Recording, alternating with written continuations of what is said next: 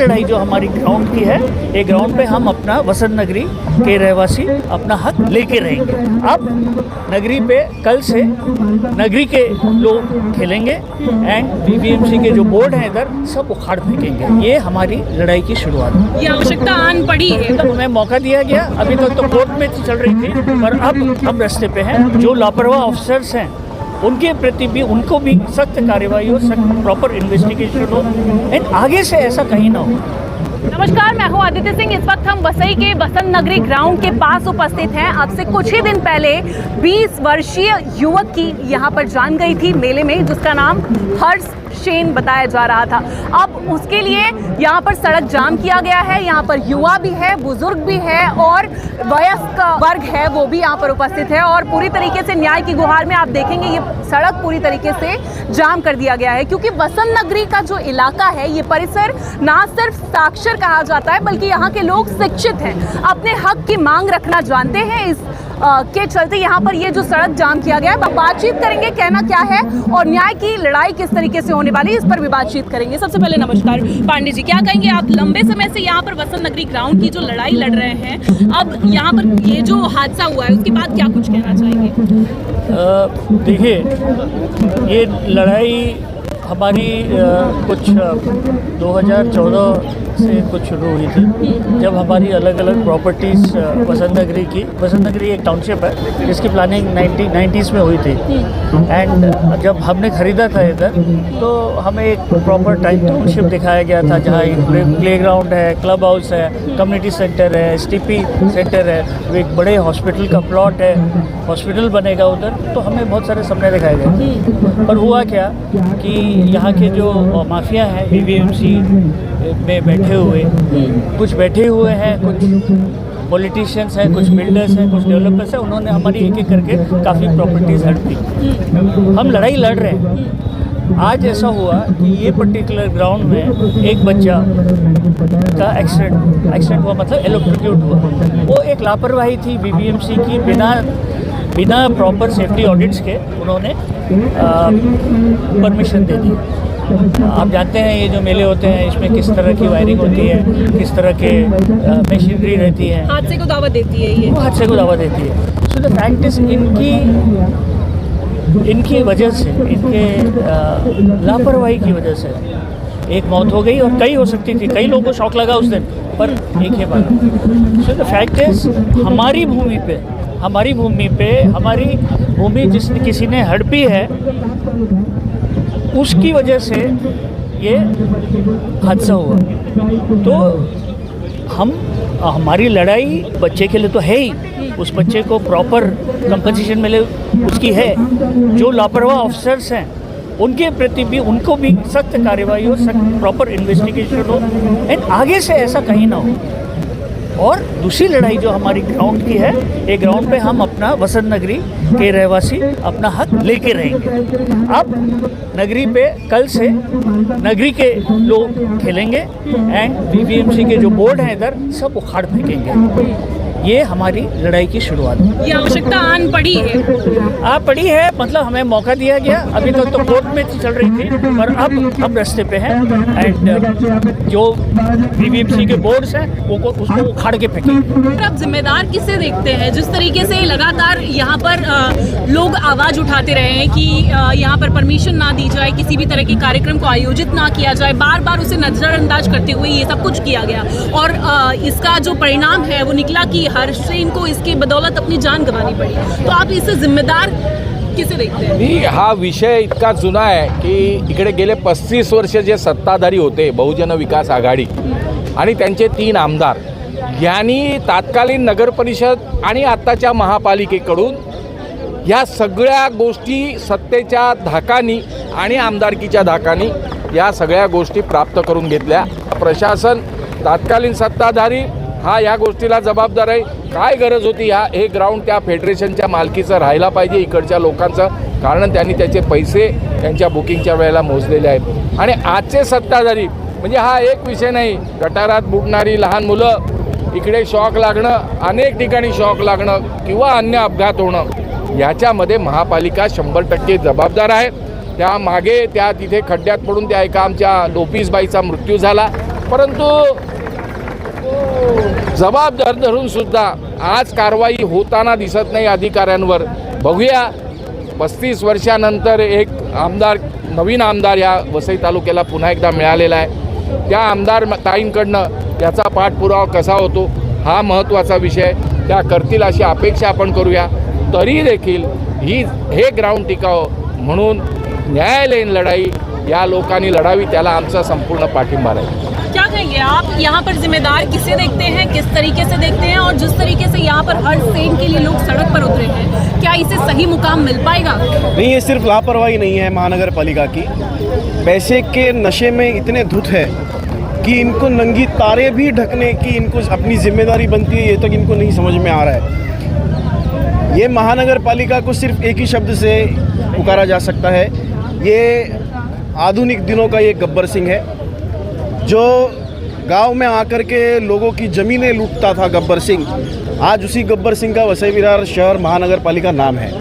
ये ग्राउंड इस गब्बर सिंह ने हमसे छीना है. इस गब्बर सिंह ने ये ग्राउंड छीन करके बिल्डरों के गले में डाल करके इसमें से बड़ी मोटी लंबी मलाई खाई है, और इसी के नशे में धुत अधिकारियों की लापरवाही की वजह से आज ये हर्ष की यहाँ पर मौत हुई है. अगर ये ग्राउंड वसंत नगरी के रहवासियों के कंट्रोल में होता, उनके फेडरेशन के हाथ में होता, इसका मैनेजमेंट अगर उनके हाथ में होता तो ये हादसा नहीं होता. कुछ ही दिन पहले यहाँ पर 10 दिन का भागवत का कार्यक्रम हम रहवासियों ने मिलकर के किया था. एक भी दुर्घटना, छोटी से छोटी दुर्घटना भी उस 10 दिनों में हुई नहीं. अगर हम रहवासी होकर के इतने बढ़िया तरीके से अगर हम हमारा व्यवस्थापन कर सकते हैं, ये पगार किस बात का ले रहे हैं? पहलुओं को आपने ध्यान दिया, इस वजह से यहाँ पर दुर्घटना जी नहीं हुई. और इसके अलावा यहाँ पर एक बात और गौर करने वाली है, जैसा कहा जा रहा है कि यहाँ की प्रभाग समिति की जो अलका खैरे मैडम है, उन्होंने इसे डिनाई कर दिया था. उन्होंने कहा था यहाँ पर परमिशन नहीं दी जाएगी, लेकिन उसके बावजूद ऐसा कैसा प्रेशर बना कि यहाँ पर परमिशन दी गई, ये भी तो महत्वपूर्ण सवाल है. नहीं तो कोई गब्बर का दूसरा कोई डाकू पहचान का होगा, उसने फ़ोन किया होगा. बात समझिए आप. अगर असिस्टेंट कमिश्नर बोल रही है कि ये ग्राउंड मेला कराने के लायक नहीं था, इसलिए इसकी परमिशन नहीं देनी जानी चाहिए थी, फिर भी अगर ऊपर से फ़ोन करके उनको बाईपास करके अगर कोई डीएमसी इसमें इन्वॉल्व है, अगर कमिश्नर इसमें स्ट्रेटली इन्वॉल्व है, तो आप समझ सकते हैं कि ये अधिकारी है या ये हमारी ज़िंदगियों के दलाल बन चुके हैं. ये लोग किस पैसे के आगे कुछ भी नहीं दिखाई देता है, कुछ भी नहीं. कोई तिवारी मलाड से कोई तो तिवारी कॉन्ट्रैक्टर है, वो किसी और के ज़मीन पे आकर के मेला कर रहा है, उसकी परमिशन कोई गब्बर दे रहा है. मेला लगाने की जगह मलाड में मेले नहीं लगते हुए. सारी गंदगी जो है मलाड की, थाने की, नवी मुंबई की, वो सारी गंदगी यहाँ पर ही आकर के बसती है. और इसी गंदगी को समेटने वाले आज के गब्बर का नाम वसई विरार शहर महानगर पालिका है. दलाल महानगर पालिका है, दलाल.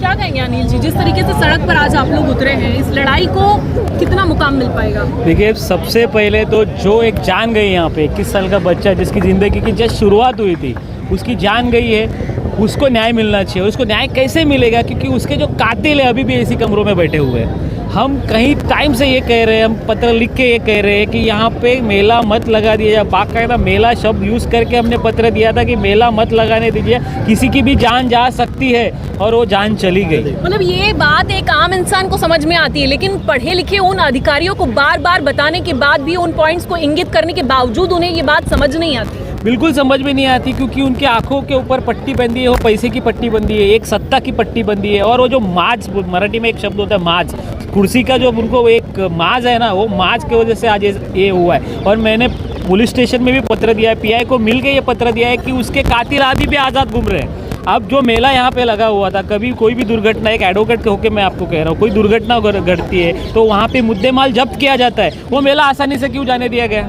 वहाँ का हर एक सामान जाने दिया गया क्योंकि एविडेंस खत्म कर दिया. किस आदमी ने फ़ोन किया था आयुक्त को, जबकि एएमसी ने कहा था कि यहाँ पे मेला नहीं लगाना चाहिए? किसके फ़ोन पर आयुक्त ने वो लेटर, मतलब परमिशन दिया? किस हिसाब से यहाँ पे अग्निशमन अधिकारी नहीं आए, यहाँ पे कोई व्यवस्था नहीं की गई? ये बाकायदा सोचा समझा मर्डर है, और इस मर्डर के आरोपी अभी भी खुले छूटे हैं. और इनको जब तक आप दबोचोगे नहीं तब तक हमारा बच्चा, हमारे भाई, हमारी बहन असुरक्षित है, क्योंकि महानगर पालिका के अधिकारी मर्डरर है। और पुलिस उनको क्यों बचा रही है, सबसे बड़ा प्रश्न यहाँ पे खड़ा हो रहा है कि पुलिस ने सिर्फ कॉन्ट्रैक्टर और को तिवारी इनको ही क्यों अरेस्ट किया है, जबकि इसका जवाबदार महानगर पालिका के अधिकारी है जिन्होंने आयोजन, जिसने तिवारी को यहाँ पे बुलाया। तिवारी तो मालाड का था, यहाँ पे किसने बुलाया उसको मेला लगाने के लिए, क्या तो यहाँ पे मेला लगा और ऊपर की मलाई हमको दे, उसको भी अरेस्ट करना चाहिए। उनके ऊपर भी कल्पेबल होमिसाइड मतलब जो मर्डर का चार्ज होना चाहिए, वो चार्ज उनके ऊपर भी लगने चाहिए।